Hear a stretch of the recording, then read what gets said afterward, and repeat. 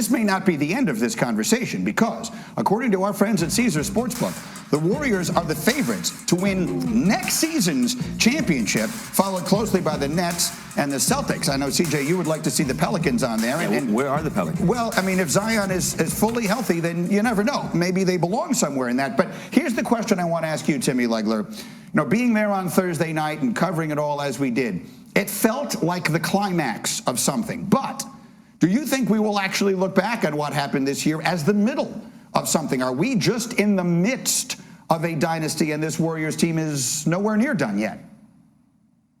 Oh, I absolutely think this is the middle. I personally believe that they're going to win another championship, at least one more. I look at the performance of Steph and Clay and Draymond this year. I look at Klay Thompson, I say, you know, it's not like that was a matter of age, why he was so inconsistent. That was a matter of missing 3 years.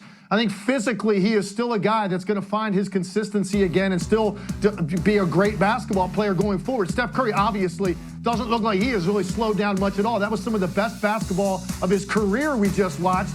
Draymond Green, the things that he does, those things are going to travel well as he gets older into his career. And then I look at the rest of these guys. You added a bunch of youth to the equation now. You've got Andrew Wiggins very much in his prime and now playing with a confidence level he never had before. And he's a two-way player now for the first time in his career.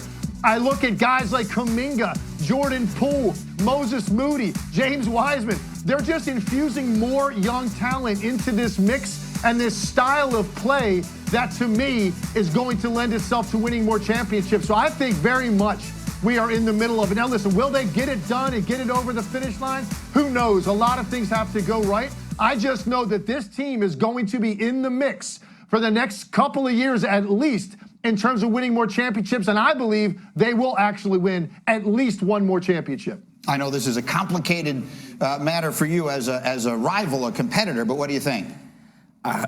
Personally, I hope that the Pelicans are winning championships in the next few years, but I think Tim is right. He's spot on. Obviously, you look at Steph Curry, right? Face of the franchise, all-world player. He's a galaxy. He's a planet, whatever description you want to use for him. He makes them go, and he's virtually unstoppable. And I think this last championship put him in rare air. You talked about being your own bus driver. He's rode on buses. He's driven buses, and now he basically owns the bus. He owns the bus, yes. It's his bus. I think they're positioned really well for the next 3 to 5 years. Obviously, look at their roster from top to bottom. It starts with Steph, Clay, Dre. But you look at the passing of the torch. You got Jordan Poole.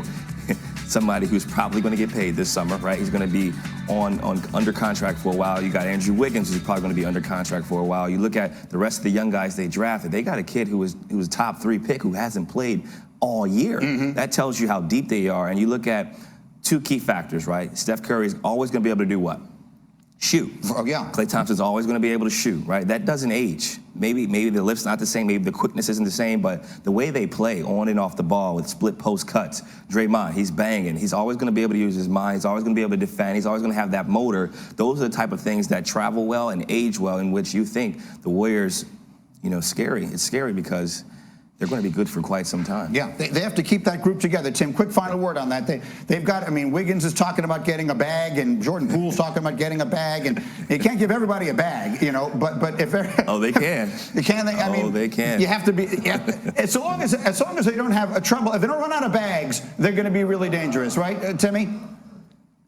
Hey, Greeny, listen, they have a bus, right? There's not room for a lot of bags on a bus. That's all I'm saying. When you got a bus, and we keep talking about this. By the way, I heard you guys a second ago talking about, you know, driving the bus and whatever. I think Steph Curry built the damn bus. I mean, I would not be shocked if you see him on one of those mechanic dollies, right, rolling out from under the bus with grease all over him because he just changed the oil on that thing. He details the bus. It's his bus. And this bus still looks pretty darn good to me. And I think, listen, you're right, it's complicated.